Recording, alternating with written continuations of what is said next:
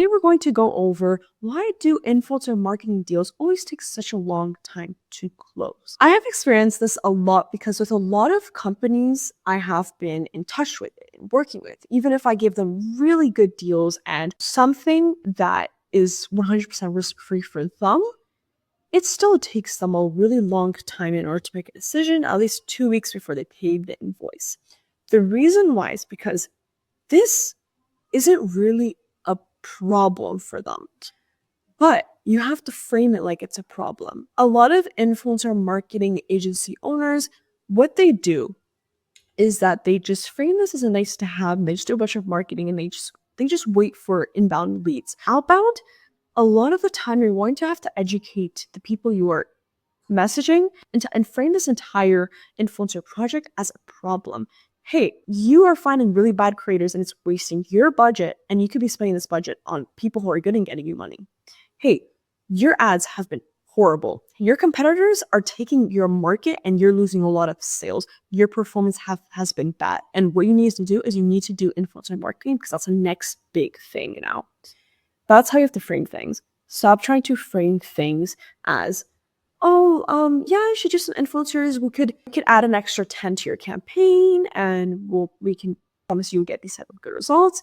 But it's a nice to have. What you need is a bleeding neck offer. If you have a bleeding neck offer and you know how to say the right things to certain people, you will be able to close the deals within a couple of days. Someone who took a month in the deal and it's still taking a month, his name is Daniel. And some of our messages have been really hilarious. The way it first started is I sent him an email saying, hey, I love your company does my cold outreach, right? He says, oh, this is so cool. Let's go on a call. We go on a call together. And then I basically, on the first call, I lead him on to a second call where we walk him through her proposal and some creators. Big mistake. Do not show all your creators to people, by the way. And then he's like, oh yeah, that's really interesting. I send him over creators and he starts picking and choosing which creators he wants to know. He's like, actually, I like this one. Actually, I like this one. I like this one. And that was my biggest problem with showing him all the creators. Like, what you have to do is you have to show them a few. The rest of them are going to be good. They have to trust you. They should not be choosing them manually one by one or else it's going to take forever. We've been having a lot of back and forth emails and it's been really messy. And for him, it takes like 4 days to reply. And then, I have to sometimes reduce those type of campaigns towards their needs. And it just becomes really complicated. And it gets to a point where he realizes, hey, I'll just run this myself. I already have one creative she gave me. I'll run this myself because this is taking too long. And I'm going to pay extra money for this. And that's the realization it usually comes to. And you have to also realize that as well. All these times when I would go on a sales call, I would constantly start off with, where are you guys at right now with influencer marketing? Oh, nice. What's the ideal scenario? And I realized really quickly that that was not the right thing to do. Stop letting them take leadership and tell and have them talk a lot. Instead, you need to be the one which you go on the call and the first thing you ask, what's been your problem with influencers, or what's been the problem with the business? Why do you want to invest into influencer marketing?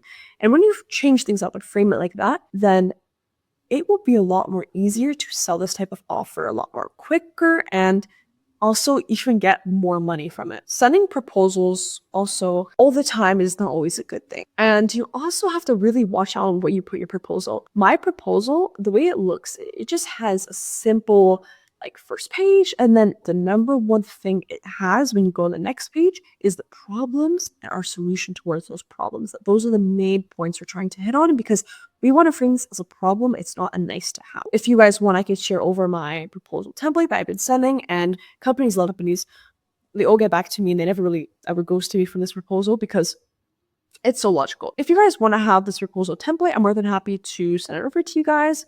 It's going to be linked in the description. Feel free to have it. It's free and you could try using it yourself because I've personally seen really good results with it. What I'm getting here is frame all your solutions as problem. Go to ChatGPT. What are 10 problems that a lot of influencer or a lot of companies have that would be looking for influencer marketing? And then based on those 10 that ChatGPT give you, you can just use one of them. Yeah, I'm really excited to see you in my next video. I hope this video helped you guys out a lot. See you in the next one.